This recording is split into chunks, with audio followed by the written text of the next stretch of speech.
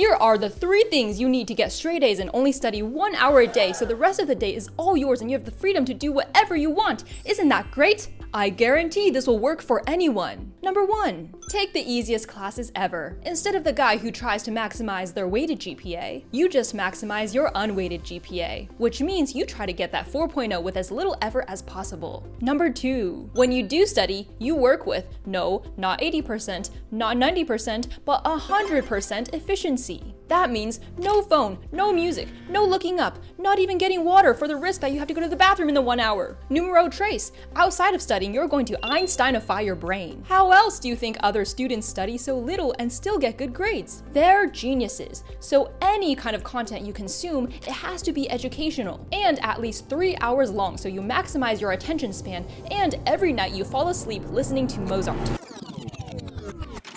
Hahaha, hopefully you could tell that was just me attempting to be funny and sarcastic. I've seen so many videos about studying 2 hours a day pop off on YouTube, and I don't think it's realistic, nor necessarily aspirational. You'll see why my title is the way it is in a second. Hey team, it's Amy. I was valedictorian in high school where I got the highest GPA ever in my district's history. I played varsity tennis where I was a regional champion in singles, and I maintained an average of 8 hours of sleep per night. If my title attracted you, then great. You're exactly who needs to hear what's in this video more than anyone. Today, we will go over 1, why it's silly to idolize studying only 2 hours a day, and thus you can stop comparing yourself to the geniuses on YouTube and stop feeling bad about yourself if you study more than that. Number 2, the approach/philosophy to actually study efficiently. And 3, what actually matters, the real indicators of student success. Let's go! 2 hours a day is a silly aspiration. Ridiculous! Why? It's arbitrary. It's just like glorifying studying 12 hours a day straight with no breaks. Like we know how the number of hours you study doesn't necessarily correlate to how good your grades are. 2 hours means different things for different people. How I only study 2 hours a day. Wow, this title popped off. I think I study only 2 hours a day. I've been tracking all the minutes I study after all. You know what, let's put 1 hour instead because that sounds way more impressive and it's unique. Ha! But actually would being unique make this video perform worse? Often, it takes me 2 hours to write a single essay. Many of you have asked me how long I studied, whether it's in high school or college studying chemical engineering, but the truth is how much I studied really shouldn't matter to you. No one's amount that they study has an effect on how much you decide, need, or want to study. I never tracked my study or homework hours, and they always vary day to day. But I am relatively certain that I did study way more than 2 hours a day because I would also study extra for math competitions. Like I said in my time management video, it doesn't matter how much you study or work or do anything because time is an arbitrary measure. You have to instead be fluid like water. What matters is that you get the thing done to the best of your ability and that you converted your time well. A great example of this is if you get an A in an AP class and it took you 3 hours of studying per day, that's better than studying 1 hour a day in a class that's way too easy for you. There's a reason why no one's ever gonna have, I only worked 1 to 2 hours a day on an impressive resume. Rhyming again, what a banger, I'm a rap god. Just kidding. So how do you actually be efficient so you study less? As a refresher, efficiency is greater than productivity because the definition of efficiency is where you reduce your input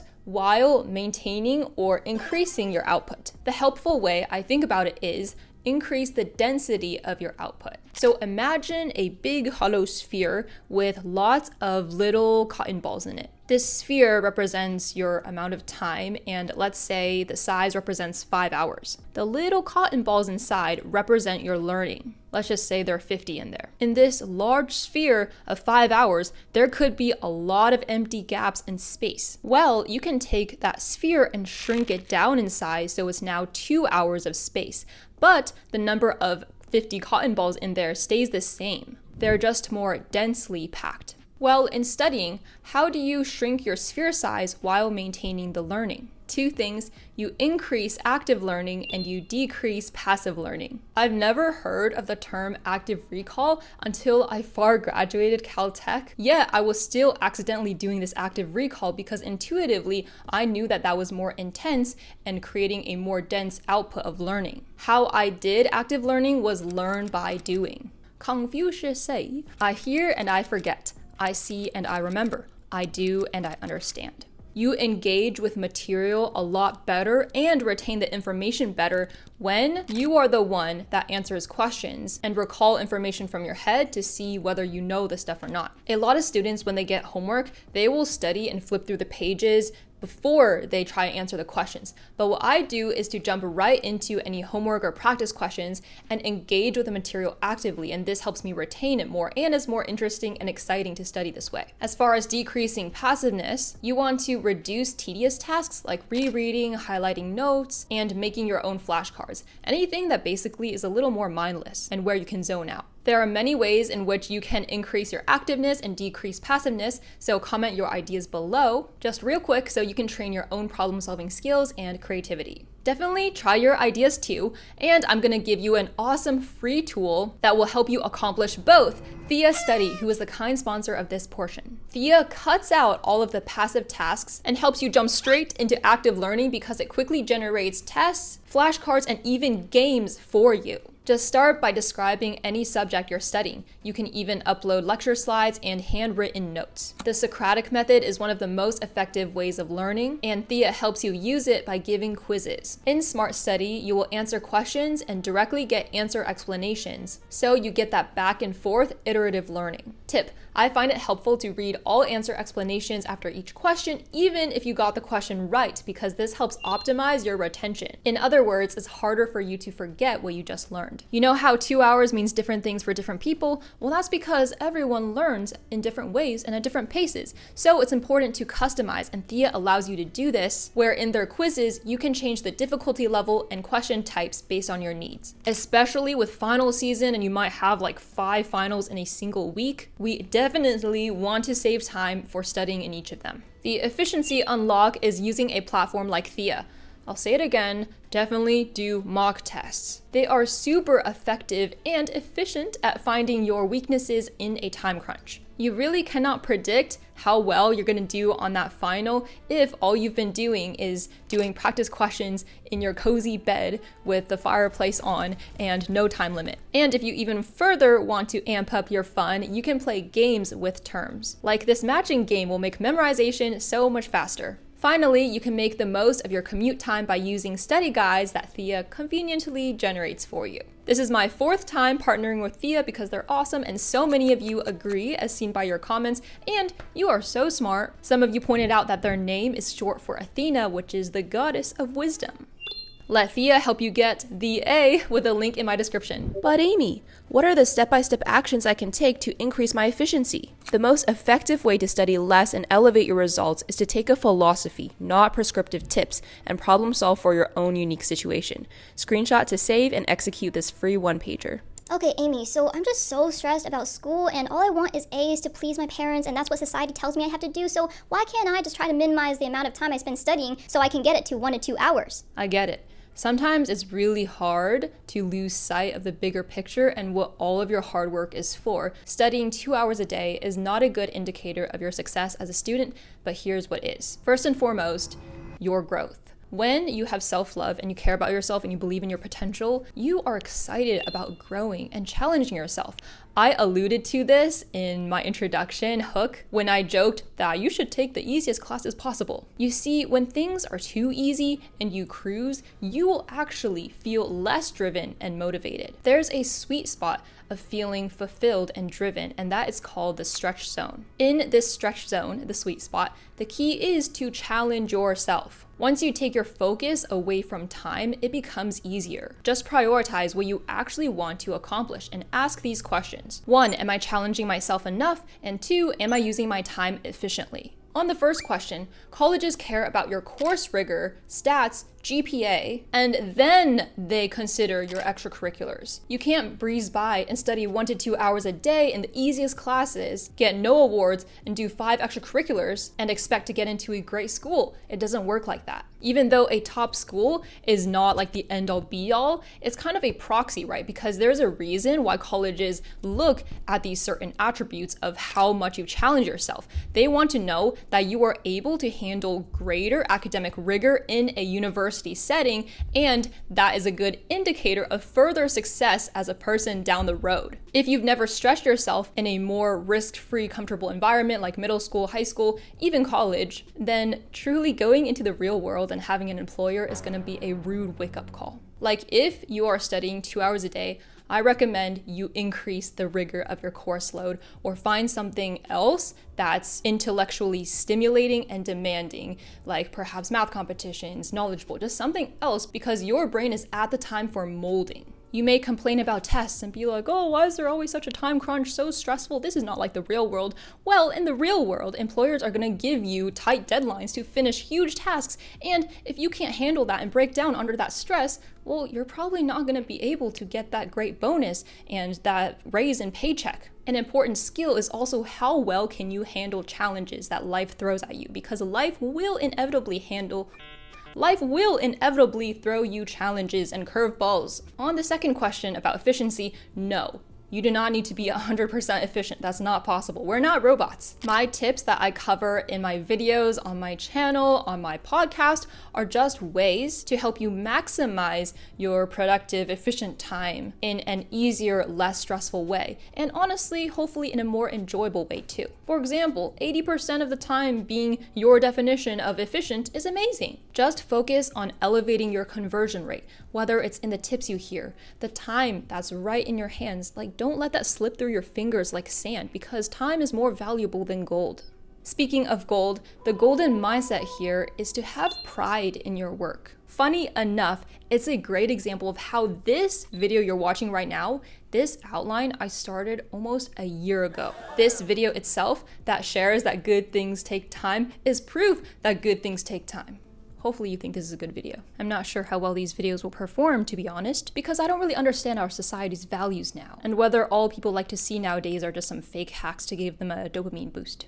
But if you're here, I assume you're a little deeper than that. Regardless, I think it's a good video. You see, the importance is your judgment and your pride in your work. And I'm sure that the amazing A team will like this video and find it valuable too, so views aren't the best indication, just like how time isn't the best indication. It's November 22nd, and I was on a roll writing the outline/script for how I study 1 hour a day, quote unquote. And I am so excited about it.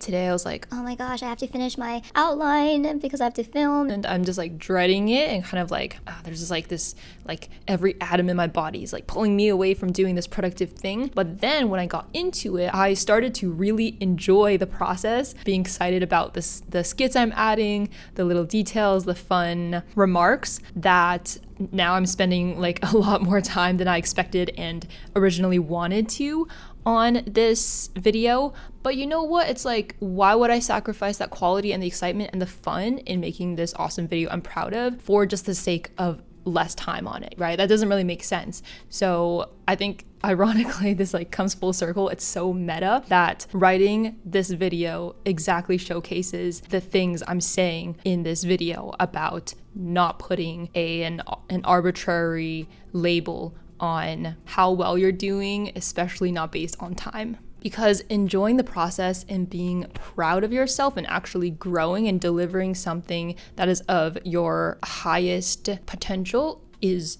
the goal, should be the goal. When you have pride in your work, you're automatically going to be more efficient. Some tasks, you do have to stick it out and be disciplined, but once you begin to enjoy it, you really get into flow state, you don't even feel time passing. Just like when people play video games, you're transported into another dimension, focusing only on the task at hand. You make so much progress, and then you look up and you're like, what? Where did all the time go? About society's obsession with hacks, I get it. I'm human too. I see how getting more done in way less time is enticing. It just seems so nice. But the achievements that are worth it still have a default amount of time and effort required for it to be good. I share how to do things easier and more efficiently, but I still work really freaking hard. And harder than many of my peers in high school. I would go to the library and study during lunch. But you know what?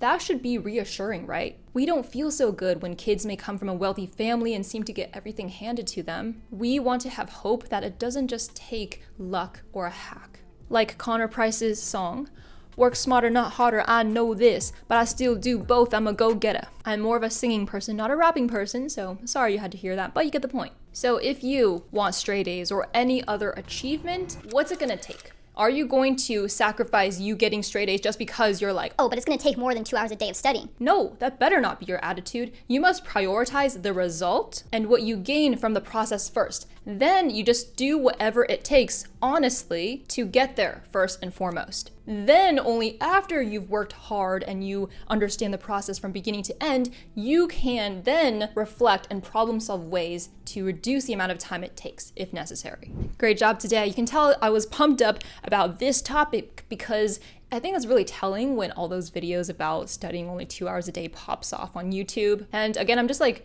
really worried sometimes about the state of our attention spans and our values, because what's funny is that this video is called like how I study 1 hour a day or whatever, right? But if this video is like kind of longer than a typical video a student might watch, then that viewer who wants to study less will not want to sit through a longer video. Oh, the irony! But yeah, if you want to listen to this ranty part of the outro, it's not like I purposefully add fluff. I truly believe that everything in my videos is there for a reason, it has a purpose, and is going to help you in some way. Otherwise, my editors and I would have cut it out. And I say this all the time, but there's a reason why books and podcasts and other long-form content are what makes successful people successful. They may have the same like 1, 2, 3 bullet point tips as that 30-second TikTok, but if you read and absorb the explanations and stories, that's what's going to internalize that information to make that knowledge your own. Then it's easier for you to adopt the mindset for you to actually take action and execute. So please, if you see those comments down there that say, oh, this video is too long or anything, or if you're thinking that too, well, please don't equate the length of a video to whether it's worth your time. You don't have to watch it in one sitting, and many people watch hundreds of TikToks per day, which takes multiple hours, when you can replace that by watching a 20-minute video that could give you lasting value, real lasting value. Anyway, amazing job. If you got here, well, you are definitely part of that top 1%, because think of the tiny fraction of people who would have stayed through to the end of this video. And being top 1% has nothing to do with the number of hours it takes for you to get straight A's. Remember to check out Thea to increase your study density with a link in my description. Please drop a big thumbs up below and save this video to continue rewiring your brain and increase your conversion rate. A-team, I will see you at the top. Till next time. Forgot my outro. Why did I write this so complicated? Well, that was fun to make. I hope I don't sound too unhinged. You know what? That's fun. My acting is getting worse. Turning myself into a boy. Dang it.